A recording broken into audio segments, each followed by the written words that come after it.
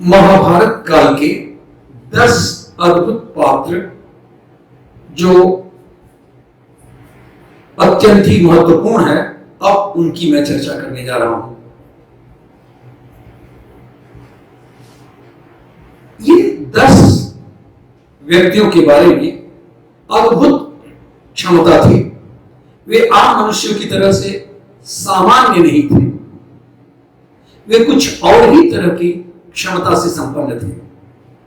सबसे पहले मैं सहदेव की बात करूं।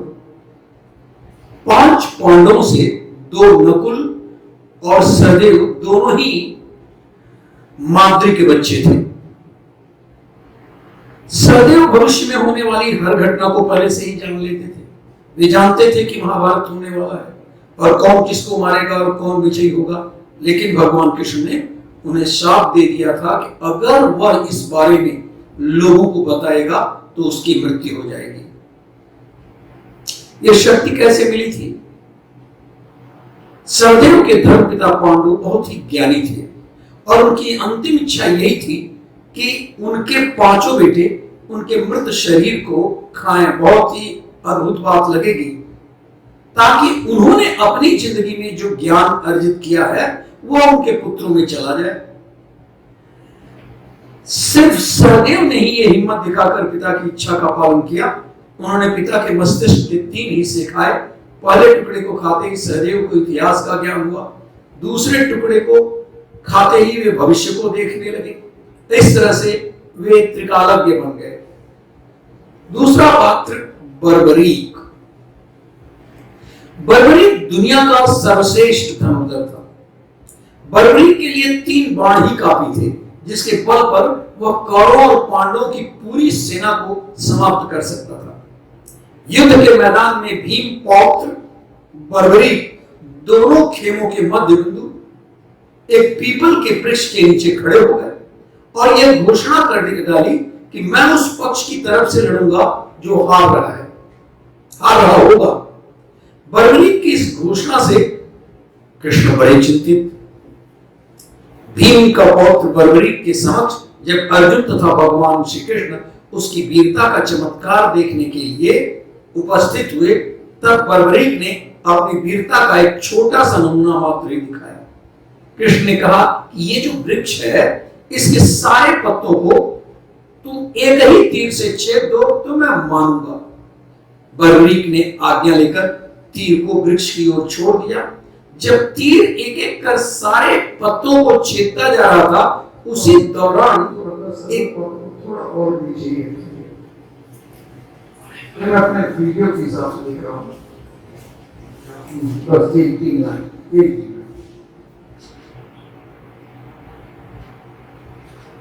हेलो।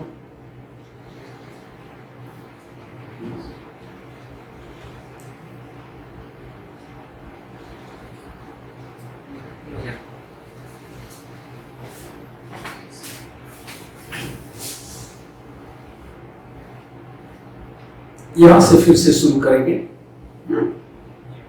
जब तीर एक एक कर सारे पत्तों को छेदता जा रहा था, उसी दौरान एक पत्ता टूटकर नीचे गिर पड़ा। कृष्ण ने उस पत्ते पर यह सोचकर पैर रखकर उसे छिपा लिया कि यह छेद होने से बच जाएगा। लेकिन सभी पत्तों को छेदता हुआ वो तीर कृष्ण के पैरों के पास आकर रुक गया। तब बर्बरीक ने कहा कि प्रभु, आपके पैर के नीचे एक पत्ता दबा है, कृपया पैर हटाइए, क्योंकि मैंने तीर को सिर्फ पत्तों को छेदने की आज्ञा दे रखी है, आपके पैर को छेदने की नहीं। उसके इस चमत्कार को देखकर कृष्ण चिंतित हो गए। भगवान श्री कृष्ण यह बात जानते थे कि बर्बरीक प्रतिज्ञावश हारने वाले का साथ देगा और यदि कौरव हारते हुए नजर आए तो फिर पांडवों के लिए संकट खड़ा हो जाएगा।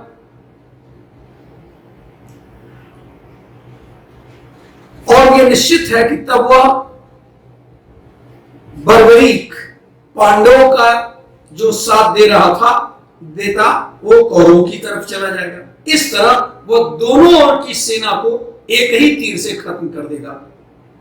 तब भगवान श्री कृष्ण ब्राह्मण का वेश बनाकर सुबह बर्बरीक के शिविर के द्वार पर पहुंच गए और दान मांगने लगे। बर्बरीक ने कहा, मांगो ब्राह्मण, क्या चाहिए?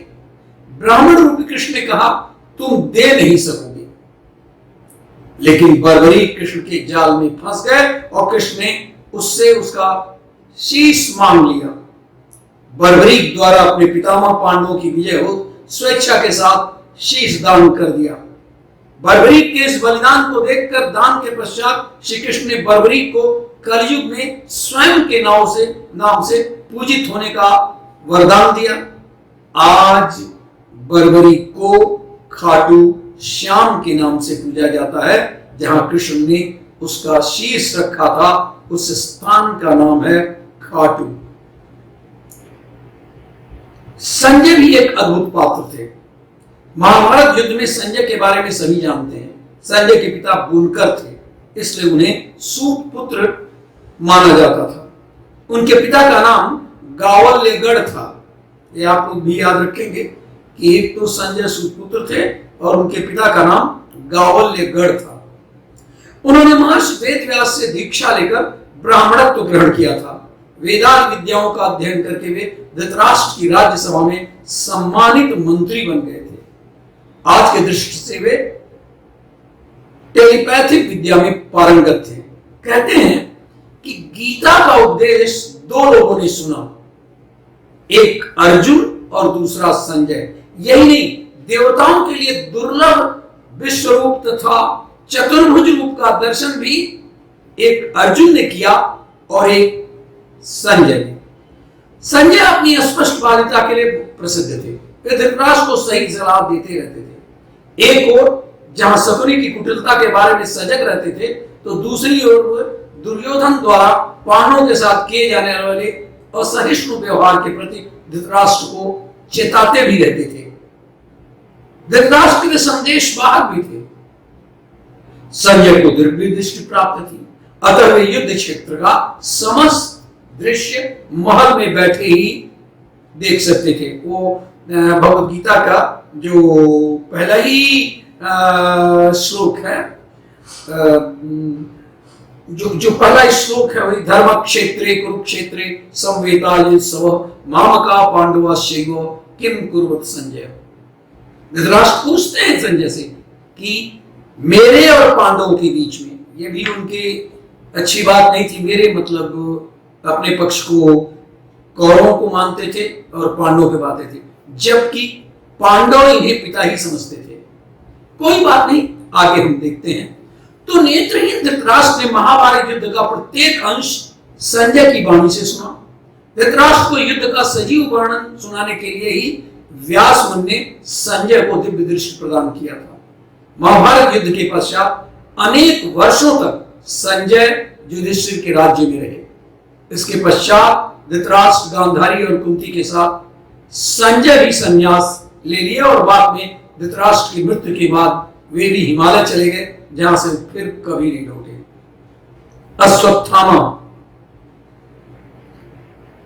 अश्वत्थामा गुरु द्रोणाचार्य के पुत्र थे और हर विद्या में पारंगत थे।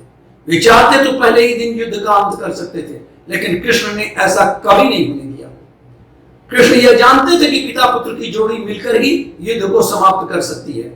विज्ञान यह नहीं मानता कि कोई व्यक्ति हजारों वर्ष तक जीवित रह सकता है। ज्यादा से ज्यादा 100 या 150 वर्ष तक जीवित रहा जा सकता है, वो भी इस शर्त पर कि जो वायुमंडल है, आबोहवा है, खान पान अच्छा हो तब। ऐसे में कैसे माना जा सकता है अश्वत्थामा जीवित होंगे? लेकिन यह सत्य है कि अश्वत्थामा आज भी जीवित है। क्यों है अश्वत्थामा जीवित, जरा इसको भी जानना है। महाभारत के युद्ध में अश्वत्थामा ने ब्रह्मास्त्र छोड़ दिया था, जिसके चलते लाखों लोग मारे गए थे। अश्वत्थामा के इस कृत्य से कृष्ण क्रोधित हो गए थे और उन्होंने अश्वत्थामा को श्राप दिया था कि तू इतने बधों का पाप ढोता हुआ 3000 वर्ष तक निर्जन स्थानों में भटकेगा। तेरे शरीर से सदा रक्त की दुर्गंध निकलती रहेगी, तू अनेक रोगों से पीड़ित रहेगा। व्यास ने श्री कृष्ण के वचनों का अनुमोदन किया। कहते हैं कि अश्वत्थामा इस शाप के बाद रेगिस्तानी इलाकों में चला गया था और वहां रहने लगा था। कुछ लोग मानते हैं कि वह अरब चला गया था। उत्तर प्रदेश में प्रचलित मान्यता के अनुसार अरब जाकर के उसने कृष्ण और पांडवों के धर्म को नष्ट करने की प्रतिज्ञा ली थी। कर्ण आप जानते ही अद्भुत व्यक्तित्व, कवच और कुंडल धारण करने वाले कर्ण। कर्ण से यदि कवच कुंडल नहीं हथियार होते, यदि कर्ण इंद्र द्वारा दिए गए अपने अमोघ अस्त्र का प्रयोग घटोत्कच पर न करते हुए अर्जुन पर करता, तो आज भारत का इतिहास, महाभारत का चित्र, महाभारत का परिणाम कुछ और ही होगा। भगवान कृष्ण ये भली भांति जानते थे कि जब तक कर्ण के पास उसका कवच और कुंडल है, तब तक उसे कोई मार नहीं सकता। ऐसे में अर्जुन की सुरक्षा की कोई गारंटी नहीं। उधर देवराज इंद्र भी चिंतित थे, वो तो अर्जुन उसका पुत्र था। भगवान कृष्ण और देवराज इंद्र दोनों जानते थे जब तक कर्ण के पास पैदाइशी कवच और कुंडल है, वह युद्ध में अजय रहेगा। तब कृष्ण ने देवराज इंद्र को एक उपाय बताया और फिर देवराज इंद्र एक ब्राह्मण के वेश में पहुंच गए कर्ण के द्वार पर। जैसे और लोग लाइन में रहते थे, वैसे ही देवराज इंद्र भी ब्राह्मण के वेश में खड़े हो गए। कर्ण सभी को कुछ न कुछ दान देते जा रहे थे। बाद में जब देवराज का नंबर आया तो दानी कर्ण ने पूछा, विप्रवर आज्ञा कीजिए, किस वस्तु की अभिलाषा लेकर के आए हैं? इंद्र ने कहा, जो विप्र के रूप में थे, महाराज मैं बहुत दूर से आपकी प्रसिद्धि सुनकर आया हूं। कहते हैं कि आप जैसा दानी तो इस धरा पर कोई दूसरा हुआ ही नहीं। तो मुझे आशा ही नहीं, परम विश्वास है कि मेरी इच्छित वस्तु तो मुझे अवश्य आप देंगे ही।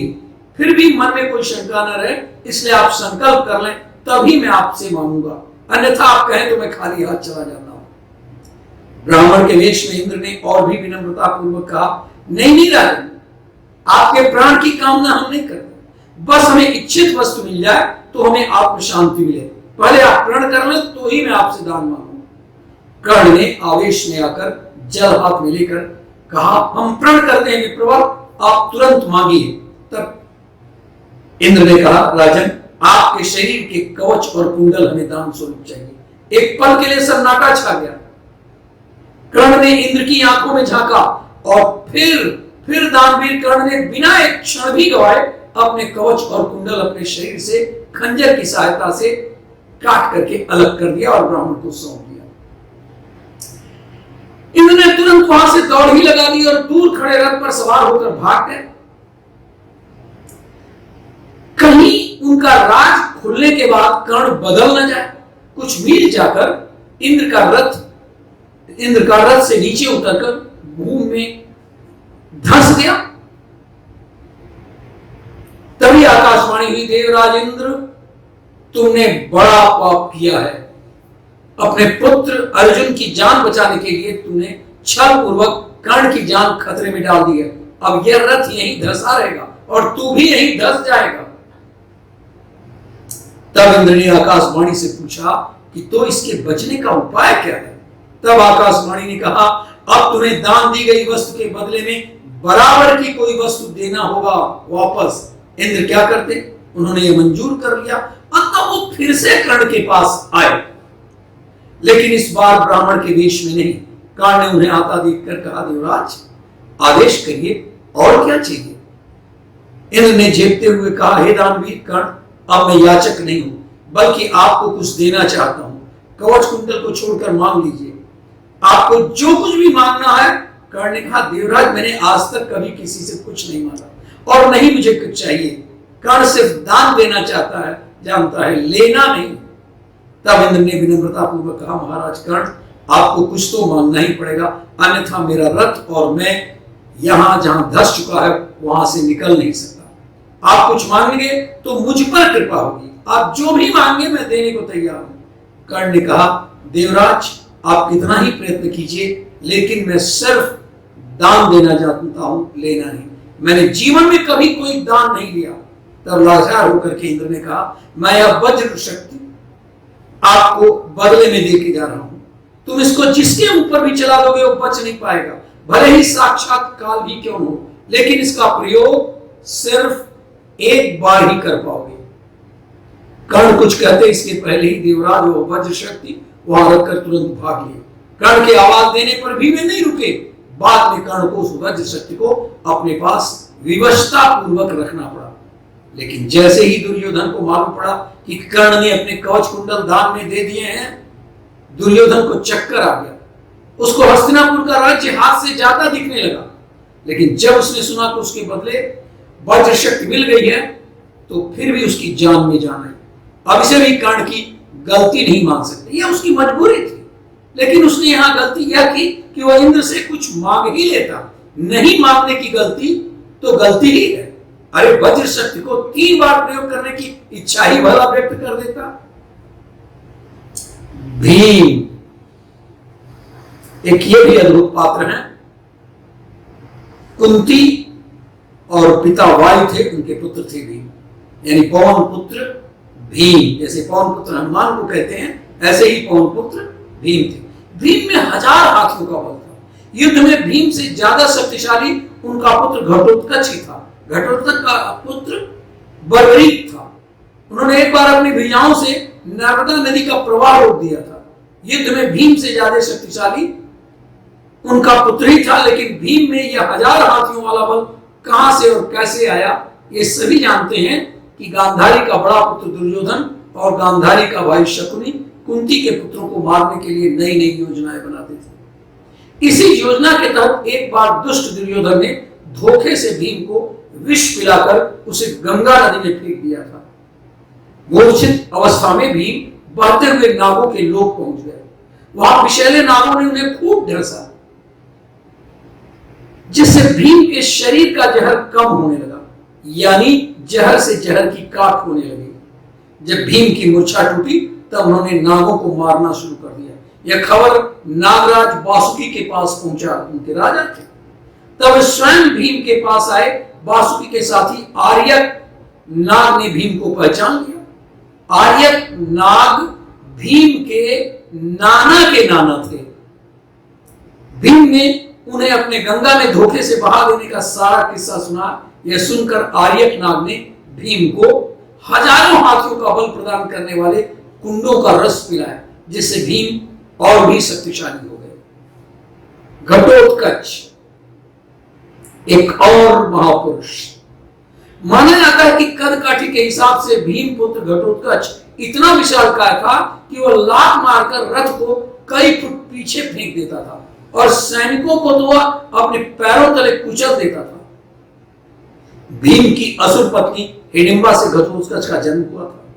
जन्म लेते समय उसके सिर पर केश नहीं थे, उत्कच केश को कहते हैं, इसलिए उसका नाम घट हाथी का मस्तक प्लस उत्कच और ऐसा मिलकर के केशहीन अर्थात घटोत्कच रखा गया। इसका मस्तक हाथी के मस्तक जैसा और केश शून्य होने के कारण घटोत्कच नाम से हिडिंबा का पुत्र भीम का पुत्र प्रसिद्ध हुआ। वह अत्यंत मायावी था और जन्म लेते ही बड़ा हो गया। समय नहीं लगा, उसमें जहां शारीरिक बल था वहीं वो मायावी भी था। चूंकि घटोत्कच की माता एक राक्षसी थी, पिता एक वीर क्षत्रिय था, इसलिए इसमें मनुष्य और राक्षस दोनों के मिश्रित गुण विद्यमान थे। बड़ा क्रूर और निर्दयी था घटोत्कच। महाभारत युद्ध के बीच इसने हाहाकार मचा दिया था। कर्ण सेना पर बनकर कौरवों के पक्ष से युद्ध कर रहे थे। कर्ण के पास इंद्र की दी हुई ऐसी शक्ति थी जिससे वह किसी भी पराक्रमी से पराक्रमी योद्धा को मार सकते थे। वह शक्ति खाली नहीं जा सकती थी। कर्ण इस शक्ति से अर्जुन को मारना चाहते थे। श्री कृष्ण ये बात जानते थे, इसी कारण उन्होंने घटोत्कच को रणभूमि में उतारा था। घटोत्कच ने आकाश से अग्नि और अनेक प्रकार के अस्त्र शस्त्र बरसाना आरंभ कर दिया, जिससे कौरव सेना में हाहाकार मच गया। दुर्योधन ने घबराकर कर्ण से इसे मारने के लिए कहा। कर्ण भी इसकी मार से घबरा गए थे। उसने अपनी आंखों से देखा कि इस तरह तो कुछ ही देर में सारी कौरव सेना नष्ट हो जाएगी। तब लाचार होकर कर्ण ने घटोत्कच पर अपना अमोघ शक्ति का प्रयोग किया। घटोत्कच क्षण भर में ही मर गया, निर्जीव हो गया, पृथ्वी पर गिर पड़ा।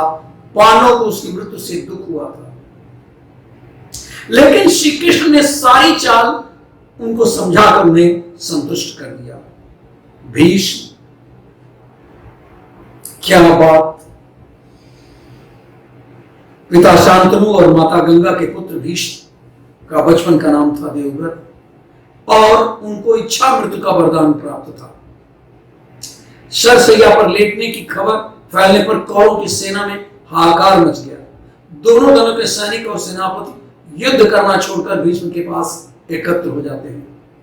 दोनों दलों के राजाओं से भीष्म कहते हैं कि राजनगण, मेरा सिर नीचे लटक रहा है, मुझे कुछ उपयुक्त तकिया चाहिए। उनके एक आदेश पर तमाम राजा और योद्धा मूल्यवान और तरह तरह के तकिए ले आते हैं, किंतु भीष्म उनमें से एक को भी न लेकर मुस्कुरा कर कहते हैं, अरे ये तकिए इस वीर शैया के काम में आने योग्य नहीं है राजन। फिर वे अर्जुन की ओर देखकर कहते हैं, बेटा तुम तो क्षत्रिय धर्म के विद्वान हो, क्या तुम मुझे उपयुक्त तकिया नहीं दे सकते हो? आज्ञा पाते ही अर्जुन ने आंखों में आंसू लिए उनको अभिवादन कर बहुत चाहते थे भीष्म अर्जुन को, और अर्जुन भी भीष्म को बड़ा आदर करते थे।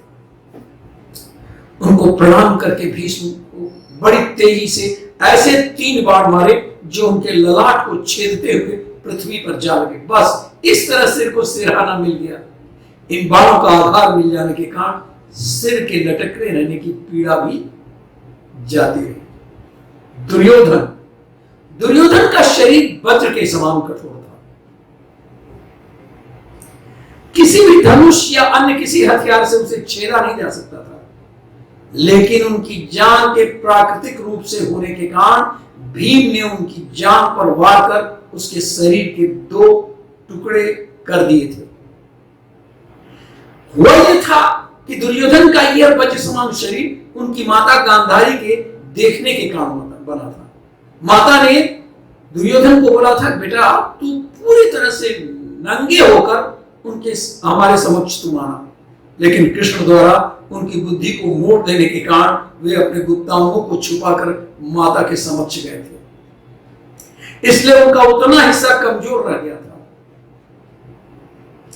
कृष्ण तो भगवान ही थे, अद्भुत चरित्र, अद्भुत स्वरूप, सब पर भारी कृष्ण मुरारी। भगवान कृष्ण 16 कलाओं में माहिर थे। वे जितने मायावी थे उतने ही मानवी। उनके रहस्यमय व्यक्तित्व को तो बड़े बड़े योग और तपस्वी भी समझ पाए हो ऐसा नहीं लगता। एक तरफ अपने दरिद्र मित्र सुदामा के चरण धोते हैं, तो दूसरी ओर अपनी बुआ के बेटे शिशुपाल का वध भी कर देते हैं। उनके रहस्यमय व्यक्तित्व का सबसे बड़ा उदाहरण यह है कि अर्जुन ने सूर्यास्त से पूर्व जयद्रथ के वध की शपथ ली थी। कहा था यदि मैं उसे सूर्यास्त के पूर्व नहीं मार पाया तो अग्नि चिता पर लेट जाऊंगा। कृष्ण ने अर्जुन को इसके लिए प्रोत्साहित भी किया था, क्योंकि कृष्ण यह जानते थे आज सूर्य ग्रहण है और सूर्य कुछ देर के लिए नहीं दिखेगा। हुआ यही, अर्जुन ने चिता तैयार कर ली, तब जयद्रथ भी यह देखने आया और तुरंत ही उसी वक्त सूर्य पुनः निकल आया। कृष्ण के इशारे पर पल भर में ही अर्जुन ने जयद्रथ का सिर अलग कर दिया।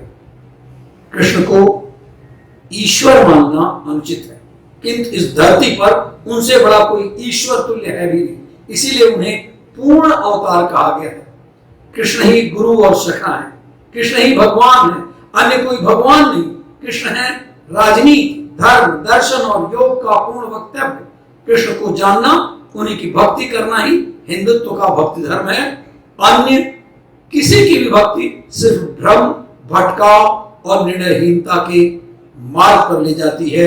शंकराचार्य ने कहा ही था, भज गोविंदम गोविंदम भज मूलमते संप्राप्ते सन्निहिते मरणे नहीं नहीं रक्षत किंकरे। भज गोविंदम भगवान शंकराचार्य का, आदि शंकराचार्य का एक बहुत छोटा सा किंतु बहुत ही प्रसिद्ध ग्रंथ है।